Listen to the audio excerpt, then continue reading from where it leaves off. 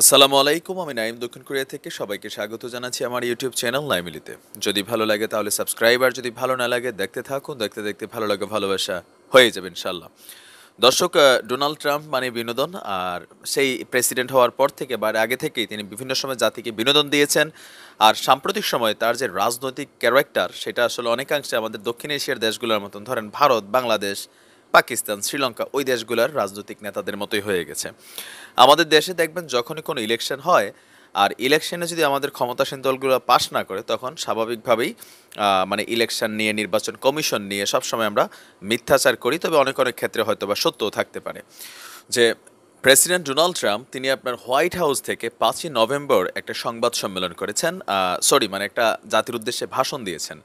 আর ইতিহাস সাক্ষী রেখে আমেরিকার যে গণমাধ্যমগুলো তারাও একটা বিরল নিদর্শন তৈরি করে দিয়েছে যে প্রেসিডেন্ট ভাষণ দিচ্ছে কিন্তু সেই ভাষণ টেলিভিশন চ্যানেলগুলো সম্প্রচার বন্ধ করে দিয়েছে। আরেকটা বিষয় যেটা আপনারা টাইটেলে দেখছেন সেটাও আসছি, যে আপনারা দেখছেন যে দুইজন নারী ডোনাল্ড ট্রাম্পের মাথায় ঠান্ডা ঠান্ডা পানি ঢেলে দিচ্ছেন। ডোনাল্ড ট্রাম্প চুপ করে বসে আছেন। এই ভিডিওটা অনেকটাই ভাইরাল হয়েছে যে ডোনাল্ড ট্রাম্প ফেল করার পরে এখন আসলে তার অনুভূতি কি, যদিও আনুষ্ঠানিকভাবে ফেল না, বাট আপনি শিওর থাকেন যে ডোনাল্ড ট্রাম্প ফেল, কারণ 214 বেশি ইলেকটোরাল যে কলেজ ভোটটা আছে সেটা পায় নাই, আর বাইডেন 264-তে আছে। আমরা আসছি সেগুলাতে। তো গতকালকে যখন তিনি হোয়াইট হাউস থেকে আপনার এই ভাষণ দিচ্ছিলেন, সেইখানে আমাদের এই দেশের রাজনীতিবিদদের মতন নির্বাচনে কারচুপি, মিথ্যাচার, তারপর ভোট গণনা অনেকটা ধীরগতি। এটা অবশ্য এটাও ঠিক, আমেরিকার ইতিহাসে এই প্রথম কোনো প্রেসিডেন্টের নির্বাচনের রেজাল্ট দিতে গিয়ে আপনার নির্বাচন কমিশন এতটা সময় নিচ্ছে। আর এটার একটা রিজনও আছে, কারণ এই বছর 120 বছরের ইতিহাসে সবচেয়ে বেশি আমেরিকান এবং ওইখানে যারা অভিবাসী আছেন সকলে ভোট প্রদান করেছেন।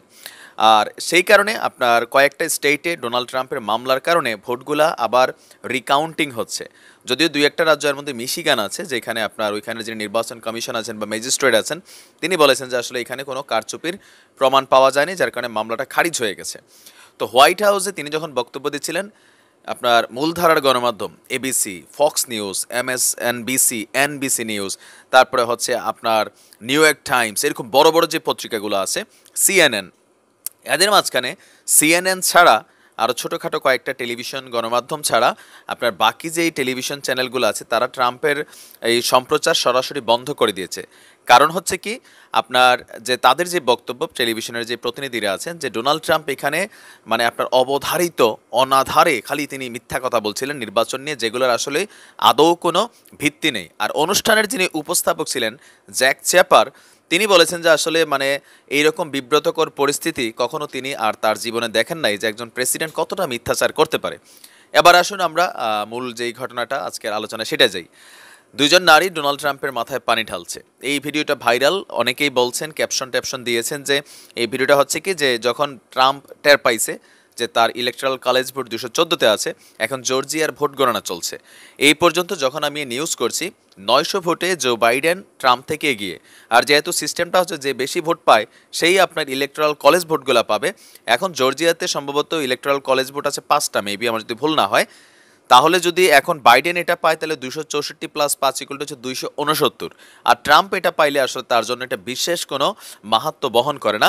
তো মোটামুটি দেখা যাচ্ছে যে আপনার জয়ের একবারে কাছে, হোয়াইট হাউসের দিকে অলরেডি। আবার মানে এরকম নানান যখন আসছে তখন ট্রাম্পের মাথা গরম হয়ে গেছে। আর তার মাথা ঠান্ডা করার জন্য তার যে সহকর্মীরা আছেন বা তার যেই কর্মচারীরা আছেন তারা বসের মাথার মধ্যে ঠান্ডা পানি ঢালছে। তবে ভিডিওটা কিন্তু আসলে এখনকার না। জি, বাংলাদেশের মতন অনেকেই গুজব ছড়ায়। এটা হচ্ছে 2014 সালের 29 অগাস্টের একটা ছবি। এটা একটা প্রতিযোগিতার ছবি ছিল। বেসিক্যালি এটা হচ্ছে আপনার আইস বাকেট চ্যালেঞ্জিং নামক একটা প্রতিযোগিতা ছিল, যেটা যুক্তরাষ্ট্রের একটা ক্ষমতার জন্য আসলে দুনিয়ার সবাই পাগল, ডোনাল্ড ট্রাম্পের বাইরে না। আর টেলিভিশন চ্যানেলগুলা তাদের যে সিদ্ধান্ত ছিল যে কেন একজন প্রেসিডেন্টের ভাষণ তারা বন্ধ করলো, তারা বলল যে এক ঢিলে দুই পাখি শিকার করছি।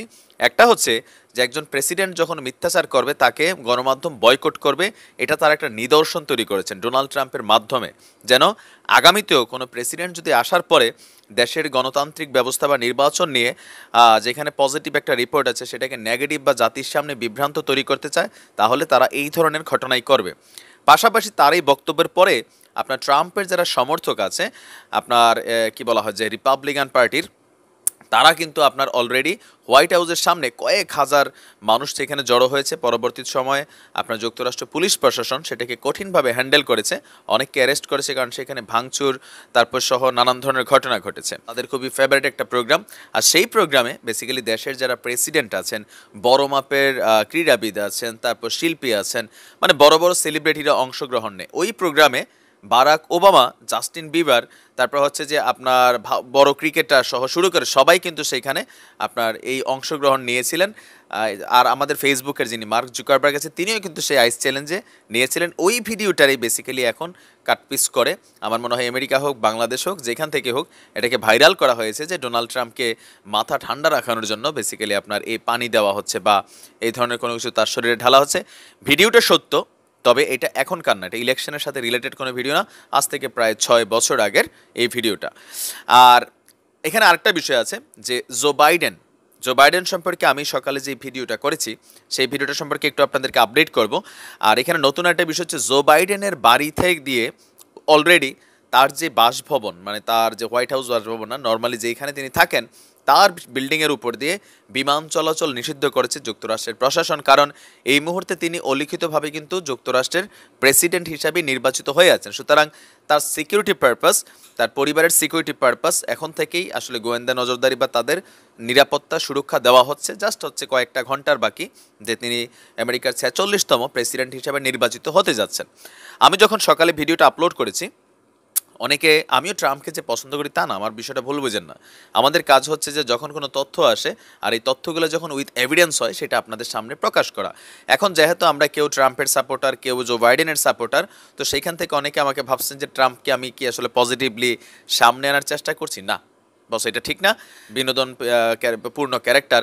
কিন্তু জো বাইডেনের বিষয়টা বাংলাদেশের বেশ কয়েকটা গণমাধ্যম, তারপর আল জাজিরা সহ বেশ কিছু গণমাধ্যম কিন্তু এই নিউজটা করেছে যে জো বাইডেন ওই তৎকালীন সময় তার ক্ষমতাকালীন 1973 থেকে 2016 এই সময়টার ভিতরে যতক্ষণ তিনি সিনেটর ছিলেন, প্লাস হচ্ছে আপনার কি বলা হয় যে ভাইস প্রেসিডেন্ট ছিলেন, তখন যুক্তরাষ্ট্রের যতগুলো যুদ্ধ অন্যান্য দেশের সাথে হয়েছে, হোক মুসলিম হোক নন মুসলিম, যেভাবেই হোক, হোক সন্ত্রাসী হোক যে কোনো, এখন নাম তো তারা ওইরকমই দেয়, সেইগুলাতে প্রত্যেকটা যুদ্ধে আপনার জো বাইডেনের প্রত্যক্ষ ভোটে তিনি আসলে সেগুলোকে অনুমতি দিয়েছিলেন। যদিও দুই একটা ক্ষেত্রে ইরাক এবং সম্ভবত লিবিয়া, এই দুইটা যুদ্ধের ব্যাপারে পরবর্তী সময় তিনি দুঃখ প্রকাশ করেছেন যে এটা তার ভুল সিদ্ধান্ত ছিল। বাট আমার কথা ভুল না, আমরা আসলে আবেগের কথা বলে লাভ নাই। তবে আমি আশাবাদী থাকতে চাই জো বাইডেন যিনি প্রেসিডেন্ট হচ্ছেন, ইনশাল্লাহ বাংলাদেশের জন্য বা আমাদের মুসলমান বিশ্বের জন্য তিনি একটা পজিটিভ ফিডব্যাক ক্রিয়েট করবেন আর একটা সুন্দর শান্তির বিশ্ব তিনি তৈরি করবেন। যুক্তরাষ্ট্রের লাস্ট কয়েক বছর অভিবাসীদের উপরে, মানে বিশেষ করে অভিবাসীরা কিন্তু ট্রাম্পের বিরুদ্ধে অবস্থান নিয়েছে শক্তভাবে, একটাই কারণ যে সেই অভিবাসী নীতিটারে এত কঠিন করছে যে মানুষ তার উপর বিরক্ত। তো তারপরেও congratulation the next president Joe Biden.